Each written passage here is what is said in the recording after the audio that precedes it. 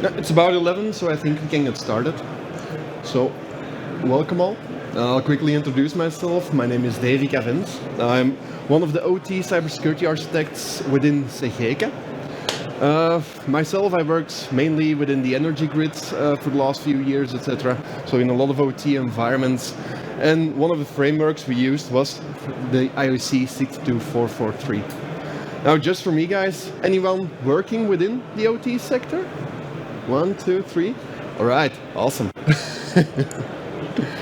Anyone working on the IT-OT convergence, so merging the two worlds together? Yeah, a few are tackling the challenge. Awesome. I hope I can give you guys some tips and tricks today. But first, before we get started, I'd like to start with a quick anecdote or a quick story. I'd like to meet my friend David.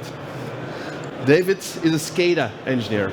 And for those unaware what the SCADA system is, it's a system monitoring and controlling an industrial process pretty much 24/7. Now, David is having a pretty great day. He just had his first coffee. He cycled to the plant, and sun was great. The weather was nice, sun was great. So all in all, a very happy day. Now, David just took his first sip of coffee, and then he suddenly started hearing, yeah, there's something going wrong within IT, a few applications can't be accessed, some pretty weird stuff is going on. But then, suddenly, he gets the message that there's a ransomware within IT going on. And then that's when it starts gripping the company or the entire organization. The FUD, or fear, uncertainty, and doubt starts kicking in. And even David is a bit in a panic mode. He's going like, oh, are they going to reach my OT network? Are my PLCs in danger? Is my industrial process in danger? I'm not aware if they could perhaps jump from IT towards my OT environment. And the panic is really setting in. He's going in full panic mode. He's telling like, oh damn, I don't have the necessary hardware. If something fails, I don't have any backups of my PLCs. And for all we know, the hacker might just be looking just over our shoulders, might be looking along within our SCADA system. And that's when management makes a tough call. They decide to limit the damage and to shut down the entire OT process because they're not sure if they would have jumped from IT towards the OT environment. Sounds like a pretty extreme story, right? I hope none of you have been in such a scenario, but it's something that has happened or similar has happened before within the Colonial Pipeline. I don't know if some of you guys have heard of the incident. So to give a bit of feed or context, the Colonial Pipeline is an oil pipeline stretching on the entire eastern front of America. Now, what happened there was exactly the scenario I told you guys just a few minutes ago. They were able to breach a remote access solution within the IT network. They were able to gain access to the IT network, and they started deploying the ransomware attack. So what did they leverage? They found credentials within for the remote access solution. They were able to connect it without any MFA, and they got access towards the IT environment. But the impact was they launched ransomware within IT, but because the Colonial Pipeline wasn't sure what was happening or if they could pivot towards the OT environment, they shut down the entire pipeline operations. You can imagine a bit of the potential damage that a decision like that can make. About 45% of the East Coast fuel supply was disrupted.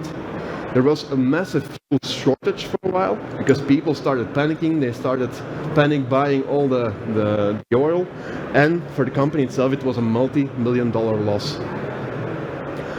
How did this happen? As an organization, Colonial Pipeline didn't have the correct visibility into their IT and their OT layer. They didn't have the proper account management, and they didn't have a specific response strategy. What if an incident happens? Can we shut down our OT network? Can we safeguard our industrial process so that we can keep on running? And if we take a step back and look at what just happened, one weak password within an IT environment was able to shut down the entire eastern coast of its fuel supply. For impact, I think that would be a pretty extreme example. So, open question to you all. Who still feels comfortable in converging IT and OT networks? Any adventurers still out there? Oh damn, everybody's being skeptic now. So I'd say we need to have a really, really good use case if you want to start merging those two worlds together. And honestly, there are a lot of great use cases to do the IT-OT convergence. I've put a few examples here. They're just examples. It goes a lot broader than this. One great example is data analytics. OT contains a lot of interesting data about the industrial process. If you can shift that one to a digital twin or towards a data lake, for example, that's a lot of valuable data. For example, for predictive maintenance. If you can guess when a PLC or another device is going to malfunction, you can proactively cycle it. Another example is remote supplier access. A lot of suppliers don't want to come on the plant itself, they want to have an external way and hopefully a safe way, not the colonial pipeline way, of gaining access towards the OT environment to perform certain maintenance. And asset lifecycle and inventory tracking. If you know what you have, if you have visibility within OT, you know what to protect, when to patch something or not patch something, for example. But the convergence brings a few challenges along. One challenge we frequently see is unclear separation of duties and lack of ownership. To elaborate a bit on that, we see there's the IT team, there's the OT team. We need to build some sort of bridge in between them, but who's going to do what? Who's going to patch certain things? Who's going to do the management of it? Those are all things that's pretty unclear, and everybody is assuming that the other guy is doing it, but when push comes to shove, that's where the issues might arise. There's a big difference between the processes within OT and IT. An example I always use is patch management, and there were a few people working within the OT environment. I can pretty confidently say that patch management within OT is a lot different than within IT networks. The life cycle of devices is a lot longer, that's about 20 years within an OT device. And if we want to patch something within IT, we're pretty used to frequently patching pretty much each week if needed. But within OT, if we patch a PLC, that means we have to shut a part of our manufacturing line, for example. So there's always a risk for patching devices. And the third one that we always see is, it's a bit of the same than the first one, it's that the teams keep working in silos. There's not a lot of discussion between the IT and OT environment, sometimes a bit of lack of trust, and it's a bit of a journey that you have to make as an organization to merge the two. We also see that the silo in tooling. IT uses their dedicated tooling, OT uses their dedicated tooling, and there's not a lot of convergence between the two. But we are going to merge the worlds together, but more importantly, how can we merge these worlds securely? And that's where the IEC 62443, one of the main standards within OT, can help you along. Just as a quick overview, there's 4 main pillars within the framework, and they're each made or purpose-built for a specific role within an organization. Like we've got 62443-2, that contains everything regarding building CSMS or cybersecurity management system, how to perform risk management. There's technical examples or technical report on how to perform patch management within an OT environment. That's very interesting for the organization itself, for the asset owners.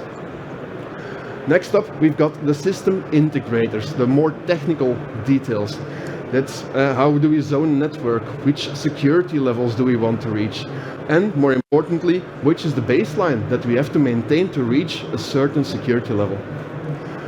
And then The last one is for product suppliers, so the ones actually making the PLCs, making the RTUs, developing the SCADA systems. There's specific guidelines, and it's even certifiable for the vendors on which security requirements should be maintained if you want to reach level 1, if you want to reach security level 2, etc., etc. So there's a lot of valuable information within the framework. To give you guys a more detailed view, I've put the entire series of standards on the screen. So as you can see, policies and procedures, about 4 standards that are currently involved. But the ones I'm going to talk with you about today are those 3. Zones and conduits, what is it, why do we use it, what are security levels, and the technical requirements for IACS, or Industrial and Automation Control System components. Now, there's a methodology that's embedded within the IEC framework. First, and I've tried to summarize it in 4 main pillars. First, there's governance and scoping. You need to have a clear direction, a clear strategy regarding OT. If you engage on a project like aligning IT and OT or converging IT and OT, you need to have a clear scope for going along with the project. Who is doing what? What are the roles and responsibilities? So that's clear up front. Next, you've got designing and assessing the environment. So a high-level design, performing risk assessments on the design and the scenarios you've made. And next we're going to go more in depth, and we're going to assign security levels and mitigating controls that align with that security level. Those mitigations can be technical, they can be procedural, or they can be on an organization scale. And finally, we've got the continuous evaluation, which is a really important factor, honestly, because if you only perform an assessment and design in one point in time, next year things might have changed. There might be new risks that you weren't aware of, for example. So you need to continuously evaluate and re-evaluate your security posture within OT. I'm going to go for a quick example for the methodology I just mentioned. Let's say we've got an OT data store. In most cases, or a perfect example is an historian. Is everybody aware what an historian is? A giant database containing a lot of metrics about the industrial process. And if we take the earlier slides, it contains a lot of valuable information to do predictive maintenance or do other types of analysis. And we want to send it towards a data lake where we've got a lot of compute, where we can do the advanced analysis. And that's within our cloud or IT environment that we're going to place it. So that implies that we have to build some sort of IT-OT bridge. Now, let's start with the methodology I just explained. So let's, for the sake of our example, let's say that our ISMS has already been established. So something along the lines as all IT-OT data exchange mechanisms have to comply towards the IEC 62443, the zones, conduit principles, and must align with the assigned security level that we've decided in our risk assessment. We've also talked to our supplier, so we've got our data store, we've got our data lake, and we need to build some sort of OT connector in between. That's something our supplier already mentioned. Now, I also mentioned we have to scope and also have to assign roles and responsibilities. So we create a hierarchy table. So OT will be responsible for the data store. The system integrator will be the responsible one for the OT connector, but OT will be accountable for it. And for the data lake, IT will take responsibility. Now let's start with a high-level assessment of the threats that we might face, or our doomsday scenarios. I mentioned it before, the colonial pipeline. They were scared that from IT they could pivot towards OT, and they shut down their entire environment. So that's a main risk that we, in our little project, that we flagged. We don't want any pivoting or pivoting potential from IT towards the OT environment. Data manipulation is also an important factor that we need to take into account. If they are able to manipulate the data that we're sending out, that might cause us to take wrong decisions, because we will make decisions based on the data that's within the data lake. And finally, our remote supplier also mentioned that they will require secure remote access. So that's something we need to take into account when designing in more detail. So next up, let's start with a high-level design. So we've got our OT zone. Within the IEC 62443, there's a concept of zones and conduits. A zone contains devices that match the same criticality, that have the same functionality, for example. And for our historian, that's the OT data store or our data warehouse within OT. We need to build a connector, so we have an OT edge DMZ zone, and that's where we will place the OT connector in. Next, we've got a zone for the data lake, and that's within the IT environment. You also heard me mention that we need a conduit, or a conduit enforcer. In our example, we're going to put a firewall in between the two, so we can regulate which data is allowed to pass, which data and what we need to inspect. Just as an FYI, it doesn't have to be a firewall, it can be a unidirectional gateway, for example, it can be other things, but in our example, we've chosen a next-gen firewall. Next, we're going to define trust boundaries because we need to perform a risk analysis on specific points within our design. And we've defined two trust boundaries. First one for our core OT zone, that's what we need to protect at all times. And then we've got a relay zone between IT and OT. Now, the data doesn't just magically appear within an historian. There's an entire process that's required to get the data into the historian within the OT environment. First up, we've got our process automation equipment. We've got our PLCs, our RTUs, so the things interacting directly with the industrial machinery, with the industrial process. That's being controlled, and that sends telemetry towards a SCADA system or an HMI, for example, which is our supervisory control system. That can send all the data towards our historian for data retention. And then we've got our design that we mentioned earlier. We're going to forward it towards the DMZ zone, which will forward it towards our IT environment. Now important, and that's mentioned within the IEC 62443 as well, we need to have conduit enforcers between each and every zone, because we want to regulate strictly what is allowed to pass and that we have the necessary inspection points within each data flow. So high level, we've defined the following mitigations. We want a unidirectional data flow. So data only exits the OT environment, but there's no capability for connections towards the OT environment. That's one strong mitigation that we've decided upon. We also want to be able to alert on any potential misuse. So we need to have the proper detection capabilities, and we need to have proper response procedures when we reach such an alert. And we also want strict access control. So that's both on a system level, but also on a zoning level. So least privilege within the firewall as well. Now we get to a bit more of the details. There's two main concepts within the IEC 62443. The first one is all the foundational requirements. So basically, those are your security pillars which you build your security levels upon. You can high level compare it a bit to the NIST CSF, for example. We got ranging from identity and access control to data integrity to network segmentation guidance to response procedures and availability. So those are the main pillars we'll take into account when designing a mitigation or when designing an OT-IT convergence. Next up, we've got the security levels, which is a score going from 0 to 4. And to give you guys a bit of an example, level 1 says you need to be able to protect against accidental violations, like an employee is making a certain mistake, for example, or, and that's a bit more realistic, you want to delay an attack for about 4 to 8 hours. Level 2 mentions that you want to delay an attack for multiple days. So that's the capability you need to keep in mind. When you go for level 3, you want to delay them for weeks. And when you want to go all out, you can go for level 4.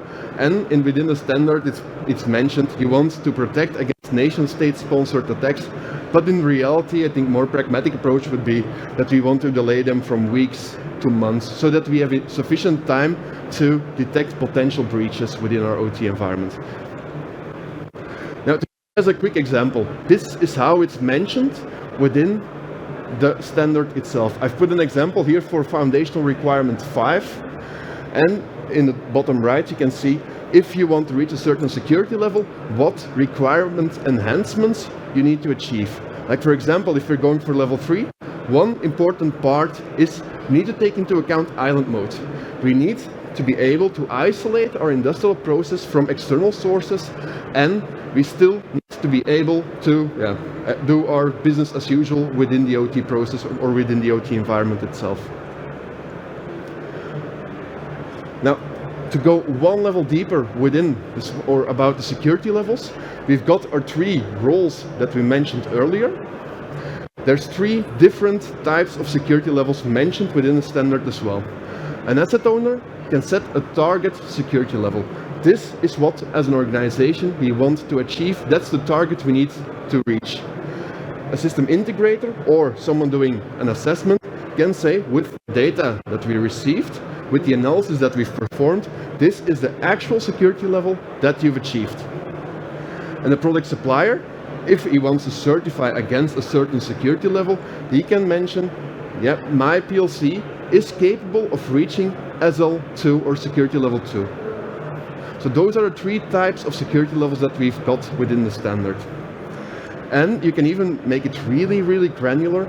You can mention within my OT data relaying zone or within my OT data warehouse, I want to reach foundational, or I want to reach level 2 for foundational requirement 1, 5, 4, and 7, for example.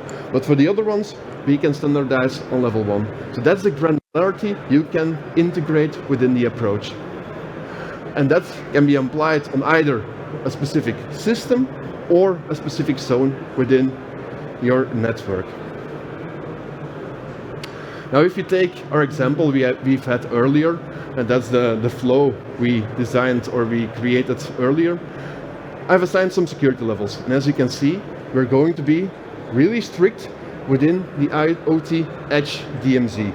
So that's where we will put the majority of our security controls.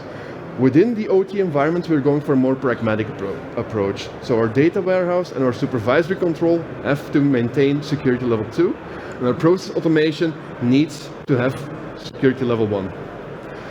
So the assumption we make here is that the mitigating controls that we've got within or in between IT and OT will be sufficient to have a lower security level within the OT environment itself. And that's a few examples. If you want to reach level 3 for each and every of the foundational requirements, we need, for identity and access control, for example, we need things like MFA on the systems. If you want to reach a certain zone, or if you want to perform certain actions within that zone, we need to enforce MFA. We also need to use a centralized identity store. And we can't have any shared or local accounts.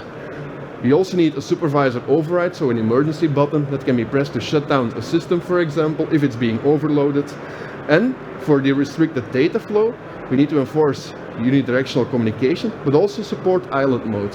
So if we think ahead a little bit, that means that we might need a specific identity store within our OT environment itself. Because if we shut the bridge between IT and OT, I would prefer that I can still authenticate to my devices. I don't know about you guys, but I think that would be handy if we were shutting things down. We also need specific audit logging. We need to be able to detect suspicious events, and we need to be able to alert upon it. And for availability, more on the system itself, we need to take into account rate limiting. We need to have certain buffering, for example. So those are just a few examples of what is mentioned within security level 3. Another example is security level 2, like for example in our data warehouse, where we went for the more pragmatic approach. Within security level 2, MFA is not specifically required, but unique accounts, centralized identity store, and strong passwords are. For the restricted data flow, we are going with only data retrieval and we're going with the least privilege model on our firewalls, for example. You can see just from the controls that are mentioned within security level 2, it's a lot more pragmatic than security level 3. Now, we've got our high-level design, we've got an idea of the flows, we've done our risk assessments, and we've got all the controls that we want. That's when the final phase starts. We need to verify that we actually achieved our security level. We are also going to do recurring access reviews. Does that specific account still need access? Can we remove that access? And we're going to put it in the process to read frequently. So each year, each half year, depending on the criticality, for example. Now, to close off, I've also put a bit of general tips and tricks when engaging within an OT environment. Within an OT environment, always go for a risk-based approach. Perform the necessary risk assessments, document the risks and the mitigations that need to be applied, and put a timing or a specific timing on it. There's also a few quick wins, for example. If you keep general use apps out of the OT environment, with general use apps I mean things like Outlook, etc. Those are vectors that you can already close off just by not allowing email security, so phishing will be a lot more hard. If you're going to design it, start with the perimeter first. Design or secure the bubble around the OT network first, and then work your way within the OT network. And I mentioned a few times before, but segmentation is one of the most critical or the greatest mitigations that you can have in place. If you have proper mitigation or proper segmentation with the necessary conduit enforcers, that's a really strong security posture. And one final tip, tier your vendors. Make them, categorize them from critical to non-critical. Do they need access towards the OT environment? Verify if they have access or not towards OT, and have the mitigating controls mentioned in that. That's a bit of a quick summary. Now, from Segeka, how could we assist you? Because we've got a few pillars to guide you within the journey. We've got our OT security advisory, where we can perform the necessary assessments together with you. We can provide you advice on architectural guidance, on how to continuously improve, to continuously assess the environment. We can help you with the preventive OT security, on how to segment the network, when to apply NAC or privileged access management, for example. And we can also help you with detecting attacks, inventorizing your assets within the OT environment with our OT or MDR, Managed Detect and Response for OT service. So, quick overview, guys. If you have any questions, we've got a booth just right outside here. If you want to brainstorm a bit about it more, or if you have any questions, feel free to reach out. I'll be here all day. And that's about it for my presentation, guys. Thank you for your attention. And if there's any questions, feel free to reach out.